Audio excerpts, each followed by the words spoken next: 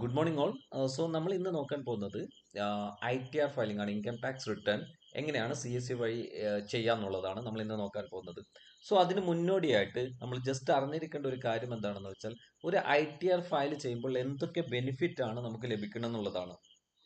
So തീർച്ചയായിട്ടും ആദായ നികുതി റിട്ടേൺ ഫയൽ ചെയ്യുമ്പോഴുള്ള ഗുണങ്ങൾ നിരവധിയാണ്. അതിൽ ഒന്നാമത്തതാണ് നമ്മൾ പറയാൻ പോകുന്നത് റിക്വേർഡ് ഫോർ ലോൺ അപ്ലിക്കേഷൻ. അതായത് വായ്പയ്ക്ക് ആവശ്യമായ ഒരു രേഖ കൂടിയാണ് ITR ഫയൽ ചെയ്യുക എന്നുള്ളത്. സോ നമ്മൾ വായ്പയ്ക്കായിട്ട് അപേക്ഷിക്കുമ്പോൾ ബാങ്കുകൾ ആദായ നികുതി റിട്ടേൺ ആവശ്യപ്പെടുന്നുണ്ട്. ഇത് നിങ്ങളുടെ വരുമാനത്തിന്റെ തെളിവായി പ്രവർത്തിക്കുകയും വായ്പ അനുവദിക്കുന്നതിനുള്ള സാധ്യത വർദ്ധിപ്പിക്കുകയാണ് ചെയ്യുന്നത്. രണ്ടാമത്തെ ഒരു ബെനിഫിറ്റ് എന്ന് പറയുന്നത് to get back TDS deducted in excess. അഥവാ നമുക്ക് അധികമായി ഈടാക്കിയ TDS തിരികെ വാങ്ങാനും ITR ഫയലിലൂടെ നമുക്ക് സാധിക്കുന്നതാണ്. അതായത് നമ്മുടെ ശമ്പളത്തിൽ നിന്നോ അതല്ലെങ്കിൽ നമ്മുടെ വരുമാനത്തിൽ നിന്നോ അധികമായി നികുതി ഈടാക്കുകയാണെങ്കിൽ ITR ഫയൽ ചെയ്യുന്നതിലൂടെ അത് നമുക്ക് തിരിച്ചു ലഭിക്കുന്നതാണ്.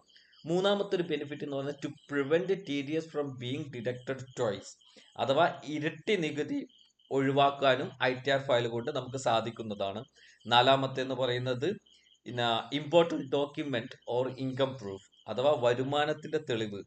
നമ്മുടെ ഭാവിയിൽ നിങ്ങൾക്ക് വായ്പയ്ക്കോ മറ്റോ ആവശ്യങ്ങൾക്കോ വരുമാനത്തിന് തെളിവായിട്ട് ഈ ITR ഫയൽ നിങ്ങൾക്ക് ഉപയോഗിക്കാവുന്നതാണ്. ITR ഫയൽ ചെയ്തതിന്റെ രേഖ നിങ്ങൾക്ക് ഉപയോഗിക്കാവുന്നതാണ്. മറ്റൊരു പ്രത്യേകത എന്ന് പറയുന്നത് needed while applying four government tenders and credit card. അഥവാ സർക്കാർ ടെൻഡറുകളോ ക്രെഡിറ്റ് കാർഡിനോ അപേക്ഷിക്കുമ്പോൾ ആവശ്യമായ ഒരു കാര്യം കൂടിയാണ് ITR ഫയൽ ചെയ്യുക എന്നുള്ളത്. Then necessary to acquire visa. ചില രാജ്യങ്ങളിൽ വിസയ്ക്ക് വേണ്ടിയിട്ട് ചിലപ്പോൾ ഇൻകം ടാക്സ് റിട്ടേൺ പ്രൂഫായിട്ട് ചോദിക്കുന്നതാണ്. സോ ഇത്രത്തോളം കാര്യങ്ങളാണ് പ്രത്യേകിച്ചും നമുക്ക് ITR ഫയൽ ചെയ്യുമ്പോഴുള്ള ബെനിഫിറ്റ് എന്ന് പറയുന്നത്. സോ ടോട്ടൽ നമുക്ക് പറയുകയാണെങ്കിൽ നിങ്ങളുടെ സാമ്പത്തിക സ്ഥിരത തെളിയിക്കുകയും ഭാവിയിൽ പല ആവശ്യങ്ങൾക്ക് ഉപകാരപ്പെടുകയും ചെയ്യുന്ന ഒന്നാണ് ITR ഫയലിംഗ് എന്ന് പറയുന്നത്. സോ നമ്മൾ എല്ലാവരും നിർബന്ധമായിട്ടും ITR ഫയൽ ചെയ്യേണ്ടതാണ്. VLAകളും അതുപോലെ തന്നെ ഇതിന് യോഗ്യരായ ആളുകളും ITR ഫയൽ ചെയ്യണം. സോ നിങ്ങളുടെ പ്രദേശങ്ങളിൽ ITR സേവനങ്ങൾ നിങ്ങളെ ലഭിക്കുന്നു എന്നുള്ള ഒരു അഡ്വർടൈസ്മെന്റ് കൊടുത്താൽ മതി. You can earn A good income. നല്ലൊരു വരുമാനമാണ് നമുക്ക് ഇതുവഴി നേടാൻ സാധിക്കുന്നത്. അതുപോലെ തന്നെ എലിജിബിൾ ആയിട്ടുള്ള എല്ലാ VLകളും നിർബന്ധമായിട്ടും ITR ഫയൽ ചെയ്യേണ്ടതാണ്. സോ ഇനി CSC വഴി എങ്ങനെയാണ് ITR ഫയൽ ചെയ്യുന്നത് എന്നുള്ളത് നമുക്ക് നോക്കാം. വളരെ സിമ്പിൾ ആണ്. സെർച്ച് ബട്ടണിൽ നിങ്ങൾ എന്ത് ചെയ്യാം, ഇൻകം ടാക്സ് എന്ന് കൊടുക്കുക. ഇൻകം ടാക്സ് എന്ന് കൊടുത്താൽ രണ്ടെണ്ണം കാണാം. ആദ്യത്തെ ഇൻകം ടാക്സ് റിട്ടേൺ ഫയലാണ് നിങ്ങൾ ക്ലിക്ക് ചെയ്യേണ്ടത്. രണ്ടാമത്തെ ക്ലിക്ക് ചെയ്യേണ്ട ആവശ്യമില്ല. കാരണം രണ്ടാമത്തെ ക്ലിക്ക് ചെയ്ത് കഴിഞ്ഞാൽ അത് പോകുന്നത് ടാക്സ് ടു ജീനിയസ് ആണ്. നമുക്ക് നല്ലൊരു സപ്പോർട്ട് കിട്ടുന്നത് ടാക്സ് ടു വിൻ ആണ്. So tax to win first നമ്മൾ ഇൻകം ടാക്സ് ഇവിടെ സെർച്ച് കൊടുത്തു കഴിഞ്ഞാൽ ഫസ്റ്റ് കാണുന്നതാണ് നമുക്ക് കാണാൻ സാധിക്കുന്നത് ടാക്സ് ടു വിന്നിന്റെ. അത് ജസ്റ്റ് ക്ലിക്ക് ചെയ്യാം. ക്ലിക്ക് ചെയ്ത് കഴിഞ്ഞാൽ നിങ്ങൾക്ക് കാണുന്ന വിൻഡോ ഇതാണ്. ഇവിടെ login with digital Seva connect click ചെയ്യാം. ക്ലിക്ക് ചെയ്തതിന് ശേഷം നിങ്ങളുടെ യൂസർ നെയിം പാസ്വേഡ് ടൈപ്പ് ചെയ്യുക. CSC ID പാസ്വേഡും ടൈപ്പ് ചെയ്തതിന് ശേഷം ക്യാപ്ച കൊടുത്ത് സൈൻ ഇൻ കൊടുക്കാം. സൈൻ ഇൻ കൊടുത്തു കഴിഞ്ഞാൽ നിങ്ങൾക്ക് കാണുന്ന വിൻഡോ ഇങ്ങനെയാണ്.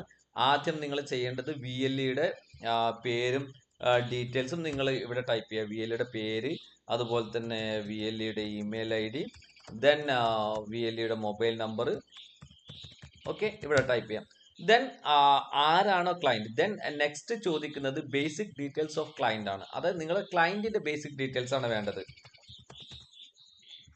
സോ ക്ലയന്റിന്റെ നമ്മൾ പാൻ നമ്പർ അടിക്കുന്നു. പാൻ നമ്പർ അടിച്ച് ടാബ് അടിച്ച് കഴിഞ്ഞാൽ ഓട്ടോമാറ്റിക്കലി ഇവിടെ തൊട്ട് താഴെയായിട്ട് ഫസ്റ്റ് നെയിമും ലാസ്റ്റ് നെയിമും വന്നിരിക്കും.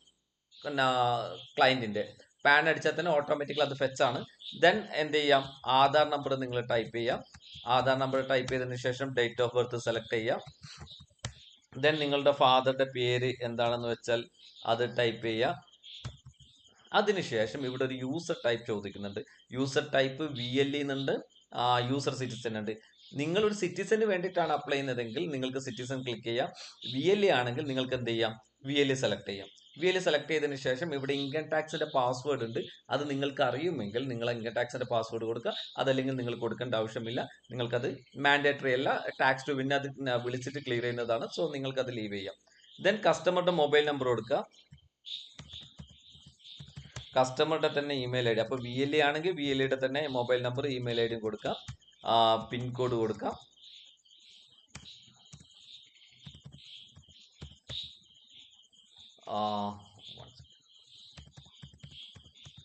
പിൻകോഡ് കൊടുക്കുക. പിൻകോഡ് കൊടുത്തതിന് ശേഷം നിങ്ങൾ എന്ത് ചെയ്യാം, അഡ്രസ്സ് ഇവിടെ ടൈപ്പ് ചെയ്യാം. ഓക്കെ, അഡ്രസ്സ് ടൈപ്പ് ചെയ്തതിന് ശേഷം ഇവിടെ കസ്റ്റമറുടെ ബാങ്ക് ഡീറ്റെയിൽസ് ആണ് കൊടുക്കേണ്ടത്. സോ ആദ്യം കസ്റ്റമറുടെ IFSC കോഡ് നിങ്ങൾ എന്ത് ചെയ്യാം, ടൈപ്പ് ചെയ്യാം, ഏതാണെന്ന് വെച്ചാൽ. ദെൻ ബാങ്ക് അക്കൗണ്ട് നമ്പർ കൊടുക്കാം. ഞാനിപ്പോൾ തൽക്കാലം ഒരു ജസ്റ്റ് ഒരു ഇത് കാണിച്ചിരുന്നെന്ന് മാത്രമേ ഉള്ളൂ നിങ്ങൾക്ക്. സോ ബാങ്ക് അക്കൗണ്ട് കൊടുക്കുക. ആ ബാങ്ക് കറണ്ട് ആണോ, ജോയിന്റ് അക്കൗണ്ട് ആണോ, അതർ ആണോ, അത് സേവിങ്സ് അക്കൗണ്ട് ആണോ, ഏതാണെന്ന് വെച്ചാൽ അത് കൊടുക്കാം. അത് മെയിൻ അക്കൗണ്ട് ആണെന്ന് വെച്ച് കൊടുക്കാം. വീണ്ടും നിങ്ങൾക്ക് അക്കൗണ്ട് നമ്പർ ആഡ് ചെയ്യണമെന്നുണ്ടെങ്കിൽ അത് നിങ്ങൾക്ക് ഇവിടെ ആഡ് ചെയ്യാവുന്നതാണ്. സോ ഇത്രത്തോളം മെയിൻ അക്കൗണ്ട് കൊടുക്കാം. കൊടുത്തതിന് ശേഷം തൊട്ട് താഴെ പോവാം. ഇവിടെയാണ് ശ്രദ്ധിക്കേണ്ടത്, ഒരു സാലറീഡ് ആണെങ്കിൽ നിങ്ങൾ സാലറി കൊടുക്കാം, യെസ് കൊടുക്കാം. അതല്ല ക്യാപിറ്റൽ ഗെയിൻ കൊണ്ട് ഉദ്ദേശിക്കുന്നത് ഇവിടെ ക്ലിക്ക് ചെയ്താൽ തന്നെ നിങ്ങൾക്ക് കാണാൻ സാധിക്കും.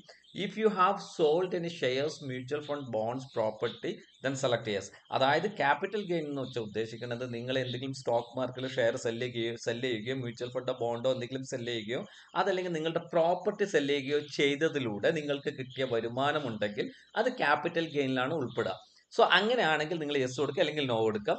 സാലറീഡ് ആണെങ്കിൽ യെസ് കൊടുക്കുക. സോ VLകളെ സംബന്ധിച്ചിടത്തോളം നിങ്ങളൊരു ബിസിനസ് ഇൻകം ആയിരിക്കും നിങ്ങൾക്ക് ഉണ്ടാവുക. സോ നിങ്ങൾ സാലറീഡ് ആവില്ല. ബട്ട് സാലറീഡ് പീപ്പിൾ ആണെങ്കിൽ നിങ്ങൾക്ക് സാലറി ക്ലിക്ക് ചെയ്യാം, അതല്ലെങ്കിൽ നോ ക്ലിക്ക് ചെയ്യാം. ഇനി ഒരു VLA ആണെങ്കിൽ നിങ്ങൾ എന്ത് ചെയ്യാം, ബിസിനസ് ഇൻകം സെലക്ട് ചെയ്യാം. ബിസിനസ് ഇൻകം സെലക്ട് ചെയ്ത് കഴിഞ്ഞാൽ ഇവിടെ ചോദിക്കുന്നുണ്ട് less than 20 lakh and more than 20 lakh. നിങ്ങളുടെ ടോട്ടൽ സെയിൽസ് അഥവാ ടേൺ ഓവർ 20 ലാക്കിന് മുകളിലാണെങ്കിൽ മോർ ദാൻ 20 ലാക്ക് കൊടുക്കുക. 20 ലാക്കിന് താഴെയാണെങ്കിൽ ലെസ് ദാൻ 20 ലാക്ക് കൊടുക്കുക. ഇനി ഹൗസ് പ്രോപ്പർട്ടി ഇൻകം, നിങ്ങൾക്ക് എന്തെങ്കിലും ഹൗസ് പ്രോപ്പർട്ടി ഇൻകം ഉണ്ടെങ്കിൽ അത് യെസ് കൊടുക്കുക, അതല്ലെങ്കിൽ നോ കൊടുക്കുക. സോ ഇത്രത്തോളം കാര്യങ്ങൾ നിങ്ങൾ ശ്രദ്ധിക്കേണ്ട ഒരു കാര്യമാണ്. അതിനുശേഷം താഴെ ചോദിക്കുന്നുണ്ട് what is the main reason for filing ITR file ചെയ്യാൻ കാരണം അത് ലോൺ പർപ്പസ് ആണോ, അല്ലെങ്കിൽ ലോൺ ഉണ്ടോ, അതല്ലെങ്കിൽ TDS ആണോ, അതല്ലെങ്കിൽ അതർ പർപ്പസ് ആണോ. നോർമലി നിങ്ങൾക്ക് മറ്റുള്ളവരുടെ ആവശ്യത്തിനനുസരിച്ചിട്ട് സെലക്ട് ചെയ്യാവുന്നതാണ്. ബട്ട് VLകളെ സംബന്ധിച്ചിടത്തോളം ഞാൻ മനസ്സിലാക്കുന്നത് നിങ്ങൾക്ക് TDS റിട്ടേൺ ആണ് കൂടുതൽ ഉണ്ടാവുക. സോ നിങ്ങൾ എന്ത് ചെയ്യാം, TDS സെലക്ട് ചെയ്യാം. TDS സെലക്ട് ചെയ്തതിന് ശേഷം ഇവിടെ നമുക്ക് എന്ത് ചെയ്യാം, ഫയൽ അറ്റാച്ച് ചെയ്യാം. ഫയൽ അറ്റാച്ച് ചെയ്യുമ്പോൾ ആദ്യം പാൻ വളരെ മാൻഡറ്ററി ആണ്, പാൻ അറ്റാച്ച് ചെയ്യാം. പിന്നീട് നിങ്ങൾക്ക് എന്തെങ്കിലും ടാക്സ് ഡിഡക്ഷൻ ആയിട്ടുള്ള എന്തെങ്കിലും ഉണ്ടെങ്കിൽ ഇപ്പൊ NPS ഇൻവെസ്റ്റ്മെന്റ് ഉണ്ട്, LICയിൽ ഉണ്ട്, അങ്ങനെ പിന്നെ ATCയിൽ പെടുന്ന എന്തെങ്കിലും ഉണ്ടെങ്കിൽ നിങ്ങൾക്ക് എന്ത് ചെയ്യാം, ആ ഫയൽ ഇവിടെ ആഡ് മോർ ക്ലിക്ക് ചെയ്തിട്ട് അതും കൂടി ആഡ് ചെയ്യാം. പിന്നീട് നിങ്ങൾ നിർബന്ധമായിട്ട് ആഡ് ചെയ്യേണ്ട ഒരു കാര്യമാണ് നിങ്ങളുടെ bank statement, 1 year financial statement, നിങ്ങൾ അതും എന്ത് ചെയ്യാം, ഇവിടെ ആഡ് ചെയ്യാം. സോ പാന് നിർബന്ധമായിട്ട് ആഡ് ചെയ്യാം. പിന്നെ LICയുടെ മറ്റോ LICയോ അതല്ലെങ്കിൽ അതുപോലെയുള്ള NPS അങ്ങനെ എന്തെങ്കിലും ഉണ്ടെങ്കിൽ ടാക്സ് റിഡക്ഷൻ പെടുന്നുണ്ടെങ്കിൽ അത് ആഡ് ചെയ്യാം. അതില്ലെങ്കിൽ നിങ്ങൾ എന്ത് ചെയ്യുക, അതില്ലെങ്കിലും ഉണ്ടെങ്കിലും ബാങ്ക് സ്റ്റേറ്റ്മെന്റ് മാൻഡേറ്ററി ആയിട്ട് ലാസ്റ്റ് ഫിനാൻഷ്യൽ ഇയറിൻ്റെ ആഡ് ചെയ്യാം. ആഡ് ചെയ്തതിനു ശേഷം ഇവിടെ താഴെ ചോദിക്കുന്നുണ്ട് അസസ്മെന്റ് ഇയർ. അസസ്മെന്റ് ഇയർ എന്ന് പറഞ്ഞാൽ നിങ്ങൾക്ക് എല്ലാവർക്കും അറിയാം, അസസ്മെന്റ് ഇയർ എന്ന് പറഞ്ഞാൽ ഫിനാൻഷ്യൽ ഇയറിന്റെ നെക്സ്റ്റ് ഇയർ തന്നെയാണ് നമ്മൾ അസസ്മെന്റ് ഇയർ. അല്ല, അസസ്മെന്റ് ഫിനാൻഷ്യൽ ഇയർ ഇപ്പൊ ഉദാഹരണത്തിന് പറയുകയാണെങ്കിൽ 2023-24 ഫിനാൻഷ്യൽ ഇയർ ആണെങ്കിൽ നിങ്ങളുടെ അസസ്മെന്റ്, അതിന്റെ അസസ്മെന്റ് ഇയർ വരുന്നത് 2024-25 സോ സ്വാഭാവികമായിട്ട് നമ്മൾ ഇന്ന് ഫയൽ ചെയ്യാൻ പോകുന്നത് കഴിഞ്ഞ വർഷത്തേതാണ്. അതായത് 2023 ഏപ്രിൽ 1 മുതൽ 2024 മാർച്ച് 31 വരെ ഉള്ളതാണ് ഫിനാൻഷ്യൽ ഇയർ എന്ന് പറയുന്നത്. കഴിഞ്ഞ ഫിനാൻഷ്യൽ ഇയർ ആണ്. കഴിഞ്ഞ ഫിനാൻഷ്യൽ ഇയർ എന്ന് പറഞ്ഞു കഴിഞ്ഞാൽ അതിന്റെ അസസ്മെന്റ് ഇയർ വരുന്നത് 2024-25 ആണ്. ഇപ്പൊ നമ്മൾ നിൽക്കുന്നത് 2024-25 ഫിനാൻഷ്യൽ ഇയർ ആണ്. 2024-25 ഫിനാൻഷ്യൽ ഇയർ എന്ന് പറഞ്ഞു കഴിഞ്ഞാൽ 2025-26 അസസ്മെന്റ് ഇയർ ആണ്. ഓക്കെ, സോ ഫിനാൻഷ്യൽ ഇയർ നമ്മൾ 2023-24 കഴിഞ്ഞ വർഷത്തതാണ് നമ്മൾ കൊടുക്കുന്നത്. അപ്പൊ ഇവിടെ AY അസസ്മെന്റ് ഇയർ 2024-25 എന്ന് കാണിക്കും, FY 2023-24 എന്ന് കാണിക്കും. സോ അത് നമ്മൾ സെലക്ട് ചെയ്യുന്നു. സെലക്ട് ചെയ്തതിനു ശേഷം ഇവിടെ ടേംസ് ആൻഡ് കണ്ടീഷൻ ആക്സെപ്റ്റ് ചെയ്യുന്നു, സബ്മിറ്റ് ക്ലിക്ക് ചെയ്യുന്നു.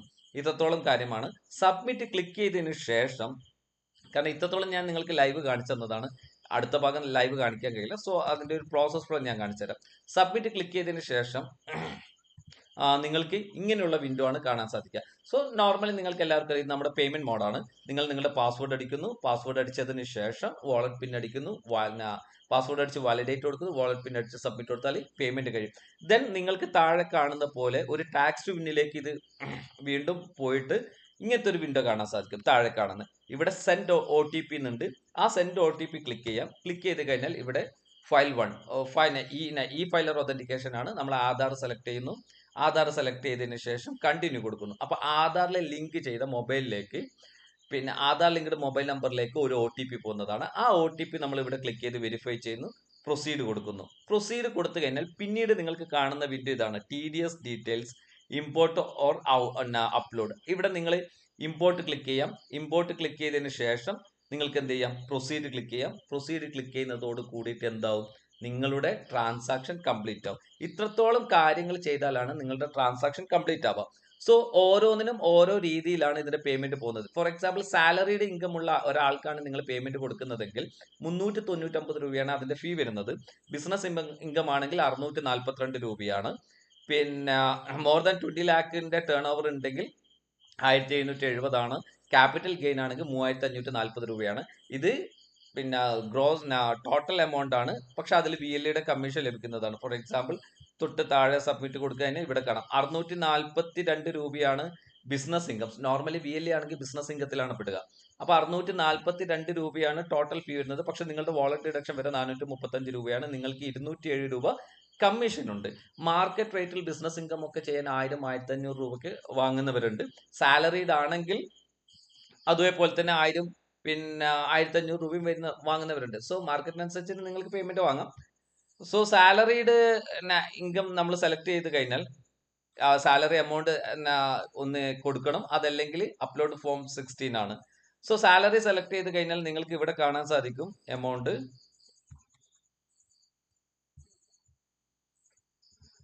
ഇവിടെ നിങ്ങൾക്ക് കാണാൻ സാധിക്കുന്നത് 399 രൂപയാണ്. കണ്ടില്ലേ?